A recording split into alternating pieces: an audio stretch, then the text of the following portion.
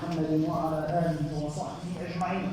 يا ربنا لك الحمد كما ينبغي لجلال وجهك ولعظيم سلطانك. سبحانك لا نحصي ثناء عليك أنت كما أثنيت على نفسك.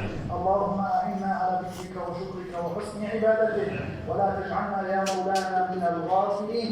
اللهم اغفر لحينا وميتنا وشاهدنا وغائبنا، كبيرنا وصغيرنا، ذكرنا وأنثانا.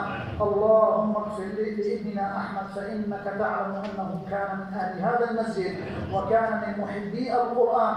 اللهم اجعله فرطا وذخرا لوالديه يا أرحم الراحمين. اللهم ولا تمتحنا في أبنائنا.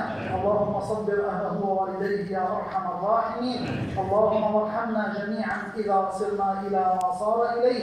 تقبل منا إلهي بجاه النبي صلى الله عليه وسلم وبإسرار الفاتحة.